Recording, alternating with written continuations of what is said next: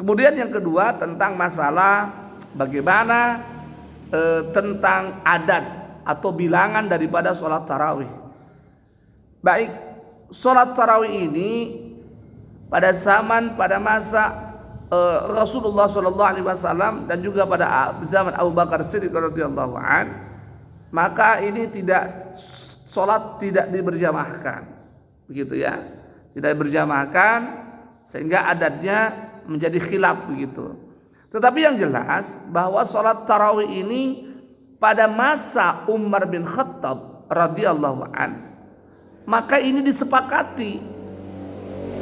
Pada zaman Umar bin Khattab sepakat Umar bin Khattab, Utsman bin Affan, Ali bin Abi Thalib, kemudian sahabat-sahabat yang lain itu bersepakat semuanya bahwa tarawih itu dilakukan 20 rakaat ditambah dengan witir 3 rakaat. Artinya ini sudah ijma ashabi, sudah ijmanya para sahabat. Sehingga pada waktu itu dalam kitab-kitab fikih dikatakan, karena di Masjidil Haram itu ketika beres tarawih 2 rakaat, kemudian bisa tawaf, lalu tarawih lagi sampai 20 rakaat itu selesai, maka di Masjidil Haram itu pelaksanaannya seperti itu. Nah, ketika di Masjid Nabawi, maka orang-orang tidak bisa tawaf. Maka dari itu mereka melakukan sholat tarawih itu bukan lagi 20 rakaat, tetapi 36 rakaat. Ini pada zaman sahabat. Jadi kalau berbicara apakah ada sholat yang 11 rakaat, itu sebetulnya ada salah satu keterangan hadis Rasulullah SAW, di mana Rasulullah tidak pernah melakukan di dalam Ramadan, di luar Ramadan 11 rakaat. Nah, tetapi hal itu dijelaskan bahwa yang dimaksud itu adalah tentang sholat witir. Nah, tentang yang tadi itu bagaimana kalau ada orang yang di luar 20 rakaat melakukan itu, maka secara otomatis itu dia merempang, menghancurkan ijma sahabat. Nah, ini mesti dipahami.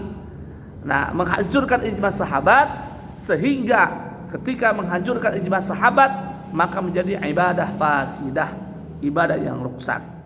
Tetapi bukan kita ingin mengujar kebencian atau membuat gaduh gitu ya. Hanya menjelaskan saja tentang tarawih yang 20 rakaat dan 36 rakaat dan yang 11 rakaat. Nah, tentang bagaimana ketika kita mau menjalankan yang 11, mau menjalankan yang 20, itu kembali lagi kepada orangnya. Hanya barangkali jangan sampai kita ini ketika melakukan sholat ini tidak sesuai dengan tuntunan Rasulullah SAW.